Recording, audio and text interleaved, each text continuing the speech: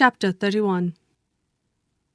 Colonel Fitzwilliam's manners were very much admired at the parsonage, and the ladies all felt that he must add considerably to the pleasure of their engagements at Rosings. It was some days, however, before they received any invitation thither, for while they were visitors in the house they could not be necessary, and it was not till Easter Day, almost a week after the gentleman's arrival, that they were honoured by such an attention, and then they were merely asked on leaving church to come there in the evening. For the last week they had seen very little of either Lady Catherine or her daughter. Colonel Fitzwilliam had called at the parsonage more than once during the time, but Mr. Darcy they had only seen at church. The invitation was accepted, of course, and at a proper hour they joined the party in Lady Catherine's drawing-room. Her ladyship received them civilly, but it was plain that their company was by no means so acceptable as when she could get nobody else, and she was in fact almost engrossed by her nephews, speaking to them, especially to Darcy, much more than to any other person in the room.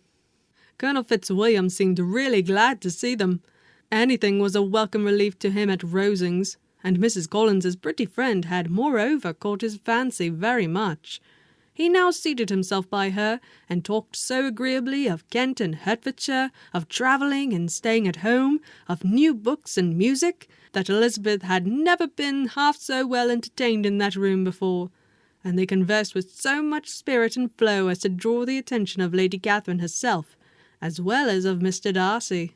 His eyes had been soon and repeatedly turned towards them with a look of curiosity, and that her ladyship after a while shared the feeling was more openly acknowledged, for she did not scruple to call out, "What is that you are saying, Fitzwilliam?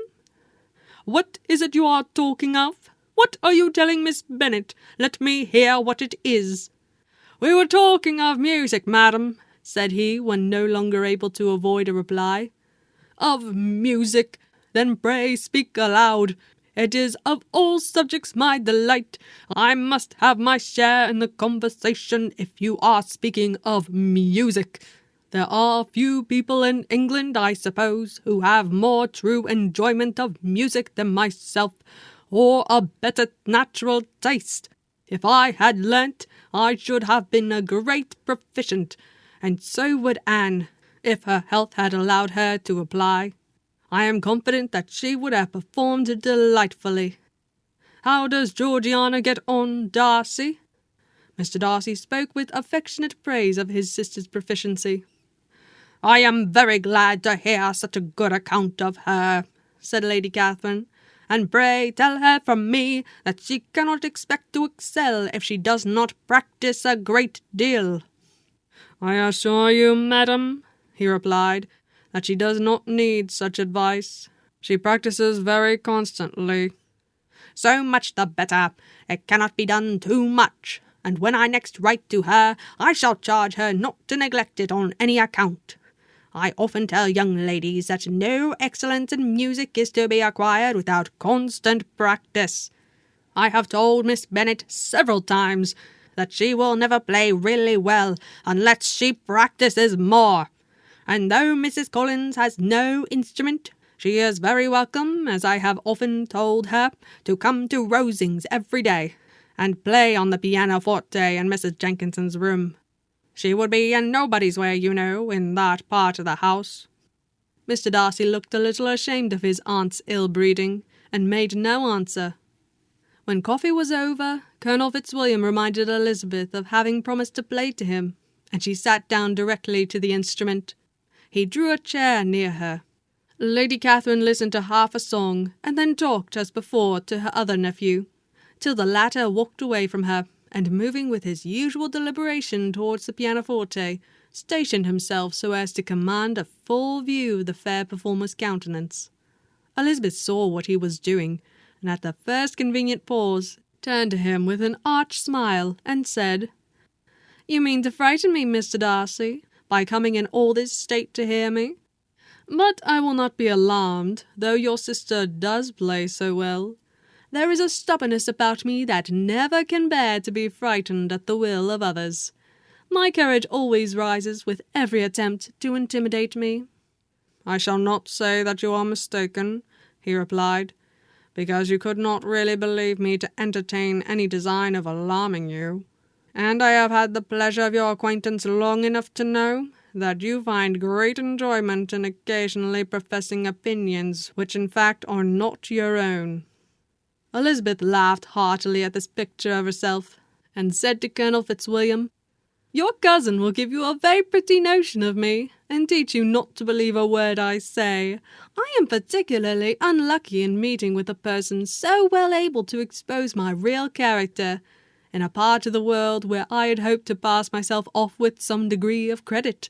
Indeed, Mr. Darcy, it is very ungenerous of you to mention all that you knew to my disadvantage in Hertfordshire, and give me leave to say, very impolitic too, for it is provoking me to retaliate, and such things may come out as will shock your relations to hear."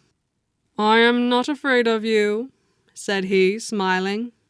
"Pray let me hear what you have to accuse him of," cried Colonel Fitzwilliam. "I should like to know how he behaves among strangers." "You shall hear then, but prepare for something very dreadful. The first time of my ever seeing him in Hertfordshire, you must know, was at a ball.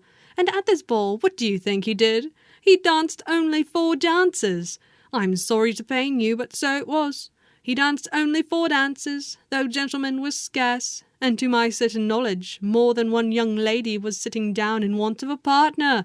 Mr. Darcy, you cannot deny the fact." "I had not at that time the honour of knowing any lady in the assembly beyond my own party."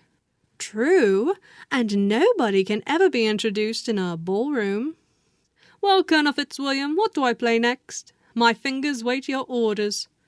"Perhaps," said Darcy, "I should have judged better had I sought an introduction, but I am ill qualified to recommend myself to strangers." "Shall we ask your cousin the reason of this?" said Elizabeth, still addressing Colonel Fitzwilliam.